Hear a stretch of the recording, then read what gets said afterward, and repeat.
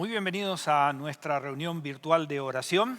Último viernes del mes, estamos concluyendo no solo con oración, sino también nuestro tiempo de ayuno, el tiempo que normalmente cada final de mes dedicamos para concentrarnos en el encuentro personal con Dios y participar juntos en comunión, aunque en esta vez lo hacemos de manera virtual, pero realmente también es un tiempo en que podemos relacionarnos con Dios a través de la oración.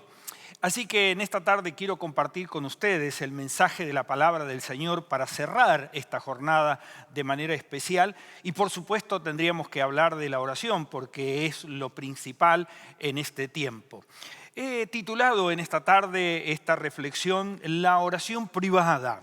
Y quiero compartir con ustedes el pasaje que el apóstol Pablo nos dejara allí en Filipenses, en el capítulo 4, los versículos 4 al 7. Es un pasaje muy especial porque es un mandato donde Pablo nos está desafiando a un encuentro y a una relación personal con el Señor. Escuche lo que dice el pasaje. Dice, regocíjense en el Señor siempre. Otra vez les diré, regocíjense. La bondad de ustedes sea conocida de todos los hombres. El Señor está cerca, dice el apóstol Pablo. Por tanto, por nada estén afanosos, sino antes bien en todo. Y aquí viene lo central, mediante oración y súplica, con acción de gracia, sean dadas a conocer sus peticiones delante de Dios. Y la paz de Dios, que sobrepasa todo entendimiento, guardará sus corazones y sus mentes en Cristo Jesús. La verdad que es un tiempo muy especial el poder finalizar esta jornada y este mes convocándonos a la oración, aunque cada uno lo hace en su casa, tal vez compartiendo con algún familiar, pero bueno, aquí estamos. La oración nos une a lo largo y a lo ancho de nuestra ciudad. La verdad que estamos viviendo un tiempo difícil, un tiempo crítico. Esta segunda ola nos está golpeando fuerte como ciudad y claro, cuando ocurren estas cosas buscamos siempre un refugio. Y creo que espiritualmente el mejor refugio que nosotros encontramos, por supuesto, es la oración. Es encontrarnos personalmente con el Señor. Es ese encuentro que es como una amistad, como un lazo que nos une fuertemente a nuestro Señor en momentos realmente difíciles como los que atravesamos en estos días. Ahora, por supuesto que si consideramos la oración como una amistad y una relación personal con Dios, debemos, por supuesto, tener en cuenta de que hay ciertas cosas que debemos guardar o cuidar, ¿no? Nuestra disciplina, nuestras obligaciones, nuestra conducta personal frente a Dios y, por supuesto, mantener esa unidad, esa búsqueda de encuentro con nuestro Señor. Ahora, la oración no comienza solamente cuando nosotros comenzamos a pedirle o a rogarle algo, sino comienza cuando nos concentramos, cuando buscamos realmente esa comunión profunda y personal con el Señor, cuando buscamos relacionarnos de la mejor manera y centrar nuestra mente en Dios. La oración siempre, va precedida de nuestra fe, de nuestra convicción, de nuestra esperanza de lo que tenemos en nuestro Señor. El sabio Salomón decía de una manera muy especial allí en Eclesiastés capítulo 5, los primeros 2 versículos, dice es como una especie de desafío y de advertencia a la vez. Cuando entres en la casa de Dios, dice, ten abiertos tus oídos, pero cerrada tu boca. No seas como los necios que ni siquiera reconocen que es pecado hacerle a Dios promesas que después no vas a cumplir. Pues Él está en los cielos y tú estás abajo en la tierra. Por tanto sean pocas tus palabras, dice el sabio Salomón. Así que en esta tarde quiero invitarle a que caminemos, que busquemos una secuencia de cómo en este tiempo tan difícil poder orar, concentrarnos en el Señor. Y permítame comenzar en esta tarde con lo que sería la más inmensa de las misericordias, las cosas más agradables y más profundas, que es lo que el apóstol Pablo nos está proponiendo, levantar acciones de gracias a nuestro Dios. Dice Pablo, mediante oración y súplica, con acción de gracia, sean dadas a conocer nuestras peticiones. La primera frase de la oración es agradecer a nuestro Dios. Hay tantas cosas. Seguramente este día no ha sido un día fácil, posiblemente en la vida, posiblemente hemos transitado por situaciones complejas, la situación de la pandemia nos tiene agobiados, nos tiene cansados, nos tiene muy preocupados por todo lo que está pasando, pero aún a pesar de eso, debiéramos concentrarnos en agradecerle al Señor aquellas cosas que Él ha provisto en este día. Cosas pequeñas, ínfimas y cosas grandes que tal vez no esperábamos que en este día sucediera. Por lo tanto, la gratitud debe liberarse de todo prejuicio, de todo orgullo y aún de las circunstancias que nos rodean, porque si no, no nos podremos concentrar, no podremos poner el foco de atención en nuestro Señor en el tiempo en que le buscamos en oración. Crecer en Dios y tener esperanza muchas veces nos ayuda a salir de las tormentas de la vida. Nos hace ver un horizonte diferente, nos hace ver futuro. El salmista decía de una manera con gran confianza, con gran seguridad en su esperanza que tenía en Dios, decía de esta manera: hubiera yo desmayado si no creyera en la bondad de Dios en la tierra de los vivientes. Ser agradecido es arraigarse a la vida y aún más allá de nuestra propia vida. Cuando el apóstol Pablo aquí en este versículo 4 comienza este mandamiento imperativo, usa 2 veces la palabra regocijarse. Una palabra tal vez no común en este mundo moderno, no tan utilizada, pero su significado y su aplicación tienen que ver con la virtud cristiana, con el modelo de vida que tenemos. Claro que atravesamos circunstancias difíciles como cualquier persona, pero hay en nosotros una esperanza, una expectativa, una fe puesta y depositada en nuestro Dios, que es lo que nos sostiene y nos mantiene en este tiempo.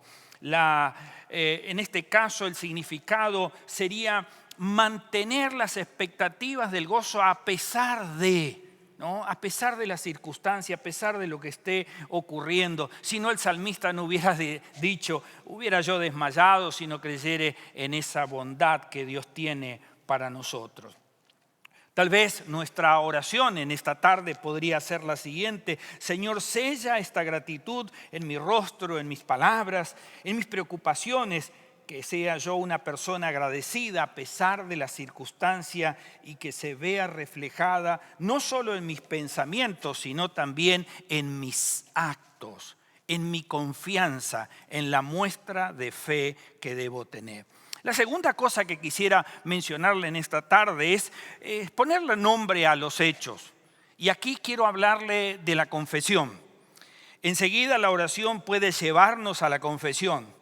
Una de las cosas que más nos cuesta en esta vida es reconocer nuestros errores, nuestras fallas, y yo iría un poco más profundo, nuestros pecados, porque consideramos que eso nos hace vulnerables, fracasados, débiles ante los demás, que qué pensarán acerca de nosotros.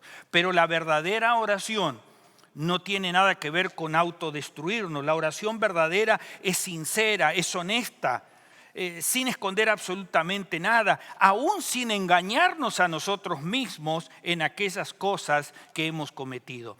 La oración de confesión es para buscar el perdón y la gracia de Dios. Y usted se preguntará por qué. Bueno, la Biblia le responde de esta manera, y el apóstol Juan en su primera carta, en el capítulo 1, versículo 9, nos dice de esta manera en ese conocido pasaje: si confesamos nuestros pecados, Él es fiel y justo para perdonar los pecados y para limpiarnos de toda maldad. La propuesta del apóstol Pablo era orar con toda oración y súplica. La pregunta es: ¿qué suplicar? ¿No? Usamos muy comúnmente esa expresión a veces para pedir clemencia o favores a algo. Por favor, te lo suplico. Bueno, pensemos en la oración, pensemos en esto que Pablo nos propone acá. Suplicar es tener ese encuentro en profundidad con el Señor y poder abrir nuestro corazón y poder confesar y arrepentirnos de esos pecados. ¿Sabes una cosa? Dios tiene la respuesta para toda situación. No hay nada que escape al conocimiento y a la voluntad de Dios. O sea, nuestros pecados están a la vista y al conocimiento de Él. No es algo que podamos esconderle. Por lo tanto, nuestra oración de arrepentimiento, nuestra confesión, nuestra acción de gracia con lo que comenzamos nuestra oración debe ser específica. No debes por ningún lado autoflagelarte, destruirte espiritualmente, pero tampoco debes presentar excusas de las cuales Dios sabe que no son así. Así que ese es el segundo punto que quiero con ustedes compartir. Lo tercero es que tenemos una nueva libertad en su gracia. El arrepentimiento no es algo fácil de practicar. Yo le diría, como dirían los médicos, es como cirugía mayor. Es aquella cirugía que se practica no para beneficiarse la cirugía por sí mismo, sino para traer sanidad. Cuando producen esa cirugía, están cortando algo que es dañino, que es perjudicial a nuestro cuerpo. La confesión es lo que nos lleva siempre a la aceptación y al reconocimiento de nuestros pecados, que concluye con el perdón que Dios nos otorga por su gracia y favor. Dios quiere que nos acordemos de nuestros pecados como un recordatorio de nuestra dependencia total hacia Él, porque Él está dispuesto a perdonar y sabe que no solo a perdonar, sino también a olvidar nuestros pecados. Y usted dice, ¿eso es posible? Bueno, el profeta Miqueas dice allí en el capítulo 7, el versículo 19, de la siguiente manera: Dios volverá a compadecerse de nosotros, eliminará nuestras iniquidades. Y escuche esto que le va a traer tranquilidad: si arroja a las profundidades del mar todos nuestros pecados. Dios no solo nos perdona, sino que Dios nos olvida, dice Miqueas, lo tira al fondo. Nuestra vida necesita ser una vida de acción de gracia, de confesión, de arrepentimiento, para que verdaderamente comencemos a experimentar el gozo de una vida plena relacionada con nuestro Señor. La cuarta cosa que quiero mencionarle en esta tarde es que el amor ve rostro. Y en este caso, quizás este es el punto que más me apasiona del tiempo de oración. El amor ve rostro. ¿Y qué quiero decir con esto? Quiero decir intercesión. Sin intercesión, hasta aquí la oración más fervorosa podría hundirse y perderse en el egoísmo. O sea, si solamente estamos recordando nuestras necesidades, si es como ir a un supermercado donde solamente compramos para tener nosotros, pero no pensamos en los que están a nuestro alrededor, en alguna manera eso refleja esto. La intercesión debe ser algo específico, que nos debe llevar a una oración privada, profunda, de clamor por aquellos que están en necesidad. Dice Juan 10:13 que el buen pastor, refiriéndose al Señor Jesucristo, ve y conoce a sus ovejas y las llama por su nombre. La intercesión, más que específica, es reflexiva. Nos pide que llevemos en nuestros corazones la carga por aquellos que están sufriendo o padeciendo un tiempo de dificultad, tal vez como en estos días. Pero si usted todavía se sigue preguntando, ¿y qué es ser un intercesor? Las traducciones originales de los dos idiomas bíblicos, el hebreo y el griego, dan una serie de posibilidades de acuerdo a cómo la expresión está puesta. Pero mire, le voy a mencionar algunas que creo que nos va a ayudar. La primera es mediar entre dos partes. Si usted va al Antiguo Testamento, encontrará muchas veces que los patriarcas, que los profetas se pusieron en la brecha para interceder delante de Dios por el pueblo de Dios. Esa podría ser una. La segunda es encontrarse con Dios en un lugar específico con un propósito. El propósito es clamar, interceder por otros, entablar una lucha espiritual en favor de quien está padeciendo la persecución satánica. es tomar el lugar de otra persona para suplicar por misericordia, es pedir a favor de otros. Y esta última es la que más me gusta y más me apasiona. Es la acción de hablar en favor de alguien para librarlo de un problema o procurarle un bien. ¿Sabe qué dice la Escritura con respecto a esto de la intercesión? Allí en Ezequiel 22:30 dice: busqué entre ellos un hombre que levantara una muralla y que se pusiera en la brecha delante de mí a favor de la tierra para que yo no la destruyera. Y termina el pasaje diciendo: pero no lo hallé. Un intercesor es aquel que está preocupado por el otro. Un intercesor es aquel que lleva la carga y sostiene a aquel que ya no puede más con su circunstancia o con su situación. Así que piense que este es un punto central en la oración. Y el quinto lugar es ante los ojos eternos y que tiene que ver con la petición. Esto es con lo que siempre deberíamos concluir nuestro tiempo de oración. No empezar con esto. Recuerde que reconocer a Dios dando gracias por todos los beneficios es el puntapié inicial de la oración. Y después viene toda esta secuencia, pero que termina, por supuesto, con la petición. La petición viene a lo último, pero no porque no sea menos importante que los demás, sino porque necesita en alguna manera de esta prerrogativa inicial, de esta preparación, de eso de estar en plena comunión con nuestro Dios. Estamos terminando este día con un tiempo de ayuno y oración, y usted se imagina esa cercanía, esa fusión que se ha producido por el largo encuentro con Dios, nos permite volcarnos en peticiones. Pero debemos temer a la invasión de la mente egoísta, donde solamente pedimos por nosotros. Otra vez, la petición debe también incluir a aquellos que están también necesitados de conocer al Señor Jesús como Salvador, o de alguna necesidad que requiera ir más a lo profundo en su necesidad espiritual. A veces no sabemos exactamente cómo pedir, cómo conviene, pero dice que el Espíritu Santo de Dios nos guía y nos ayuda en eso. Así que nunca se preocupe, simplemente no sea egoísta, no pida solamente para usted, sino piense en aquellos que están a su alrededor. ¿Sabe cómo termina el apóstol Pablo allí en Filipenses 4:6, pasaje que ya hemos leído? Pero dice así: por nada estén afanosos, por nada estén preocupados, dice Pablo. Antes bien, en todo, mediante oración y súplica, con acción de gracias, sean dadas a conocer sus peticiones delante de Dios. Entonces lo que sucederá es: y la paz de Dios, que sobrepasa todo entendimiento, guardará sus corazones y sus mentes en Cristo Jesús.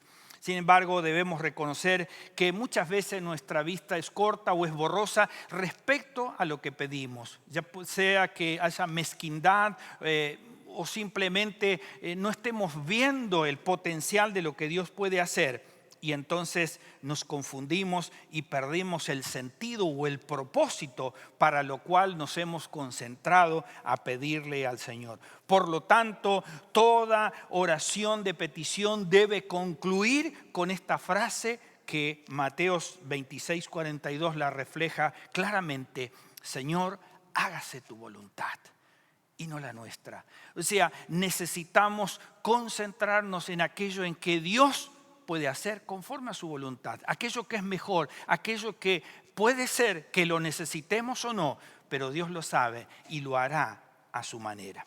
Permítame en esta tarde, al concluir, como les decía, nuestro tiempo no solo de oración, sino también de ayuno, cerrar estos 5 puntos de esta manera. A manera de conclusión, la oración es escuchar y es hablar, es recibir, es pedir, y su cualidad más profunda es aquella amistad que nosotros entablamos con Dios.